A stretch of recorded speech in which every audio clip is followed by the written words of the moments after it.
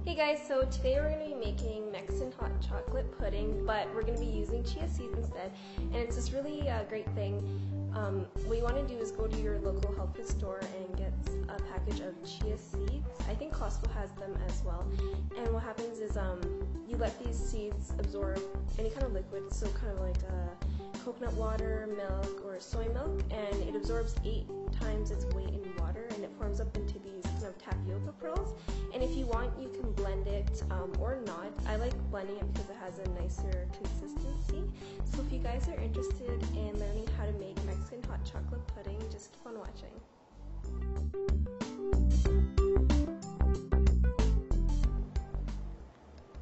Okay guys, so this is what you need. I have a Bosc pear, a Gala apple. Now I always use Gala apples because I like them, they're really sweet. I don't really like any other kind of apples. You can use Anjou pears if you like as well. This one just has the harder skin, but we're gonna peel it anyways. We're gonna peel this as well. And I have 2 sweet potatoes. You can use like one large one, it doesn't really matter. And you just want to cook both of those, or sorry, cook all of them. And you can bake it, microwave it, doesn't really matter. Don't steam it because I feel like it loses all of its flavor. So I don't think you really need any directions for this, but I just kind of poked some holes into it. I'm going to microwave it with the skin on, and this I'm going to microwave this as well, and just I don't know, however many minutes until it's pretty much cooked through.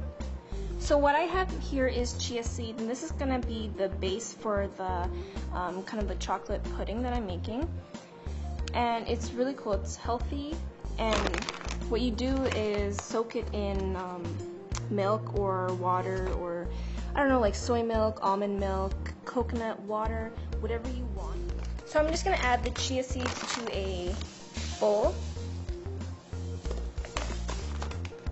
and that's about, I don't know, 1/3 cup.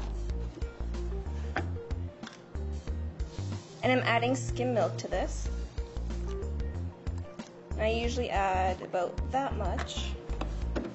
So about 2 cups of milk for 1/3 cup of chia seeds. Really doesn't matter how much you add, just, you know, add more liquids if you need it.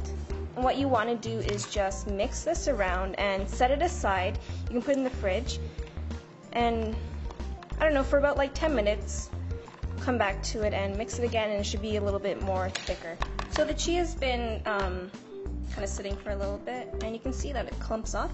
So you just want to break those clumps.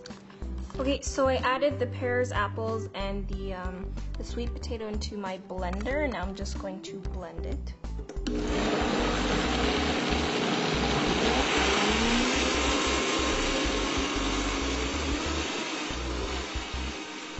So I just added some frozen corn, and the reason I add fruits and other sweet things is because I don't want to add any sugar, so I kind of prefer the natural sweetness to adding sugar. And you want to stop blending when it's silky smooth.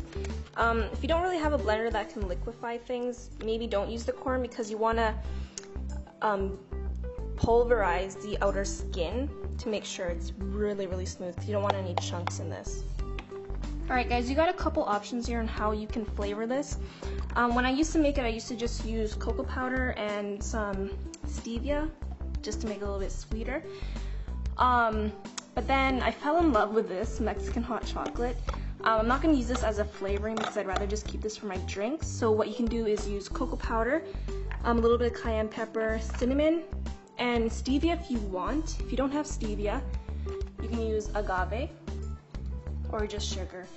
But I found that I didn't really need to add any kind of sugars because I had all the other sweetness. And what you can also do, and I did this before, is use some kind of hot chocolate drink, which is also good.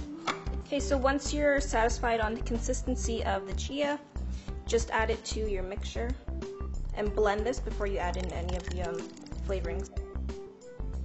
If you guys are going to use the hot chocolate mix, you can do like 2 heaping tablespoons, but for this I'm going to, like, I don't know, you can just add it to your taste. So I'm going to add like 2 of these of cocoa powder, and then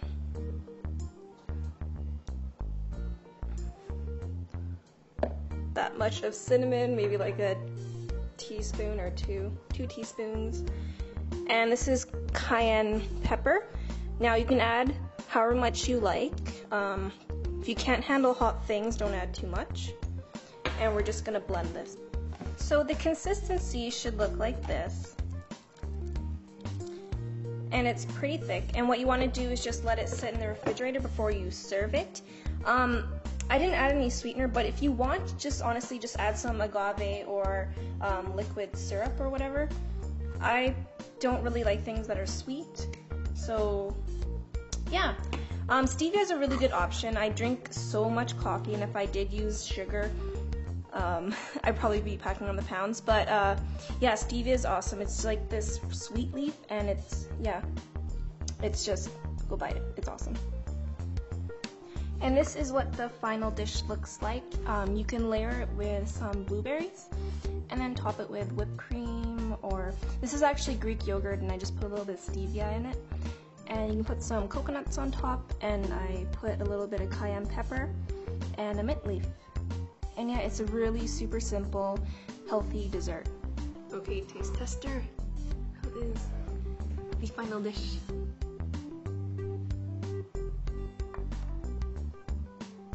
Ooh, it's kind of mousse-like, eh?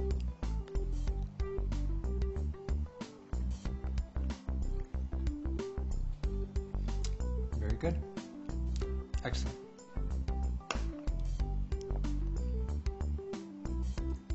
Has a little kick to it. Yeah, the cayenne pepper, eh? Very good.